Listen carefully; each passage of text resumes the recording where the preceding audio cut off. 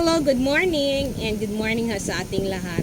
Ngayon ho is December 4 and ngayon ho wala hong pasok ang private tsaka public na mga schools dito sa amin dahil sa nangyari sa noong December 2 daw na earthquake ako.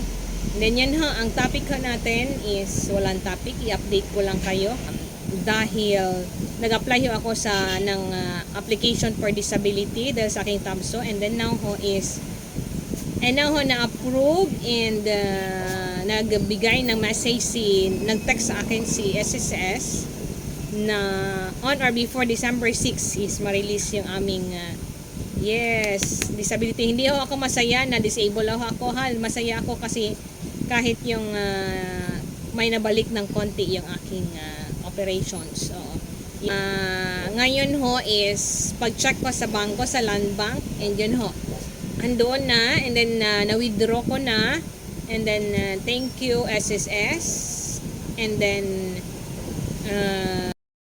timing pagka-receive ko ho ng aking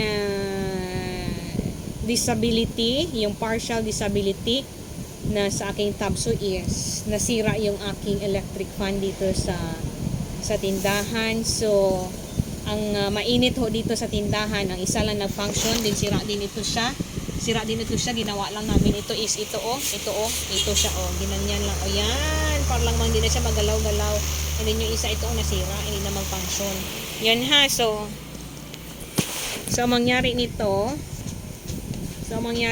is magpagawa ho kami ng paayusan ko dyan ng ceiling fan na lang na dalawa dyan sa itaas ha. Pakita ko lang mamaya kasi ayaw man itong aking cellphone. Ayaw niyang maglikod, tawag niyan, mag-rotate ng kanya, no? Hindi ba natin makuan? So, mamaya, ipakita ko sa inyo yung itsura kung saan dito ba. I-try natin, ha? So, dyan, palagyan ko na lang dyan ang electric fan. Dyan, para makuan yung aming, tawag niyan, aming madala yun ang aming Xerox copier. And then, ito ho, yung dito sa likod sa akin na area kasi mainit. Doon dito sa area sa likod dyan kasi mainit dyan. So yon ha. So mamaya kasi pinuntahan pa ng partner ko yung kakilala niya na mag-ayos dito. Timing walang schools, so wala masyadong tao, so pwedeng panin ayusin. Ayan ha. So para makita ko din na merong napuntahan yung aking disability. And then, hindi ko alam kung hanggang kailan yung aking disability claim. Ang sabi ng iba is for 3 years. Okay, ayan na sila. Check.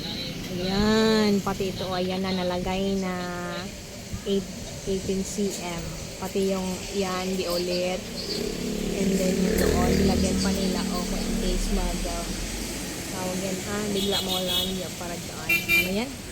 Pag mapundir. Tapos ayun, ginaayos pa. Ayun isa doon, ayun ha, yan isa. Ayan na sila, ayan, ginaayos pa sila. Ayan lang. Ayan na ha, ayan na naayos nila yung isang ilaw sa likod ito ha, and then isang ceiling fan dito sa likod, and then dito sa harapan, ayan, tsaka isang ilaw dyan, then gilagyan niyang maliit pang dagdag daw sa kwan ko in case mapundir. Iwan ko yan yung gamitin yan ha. So ayan na.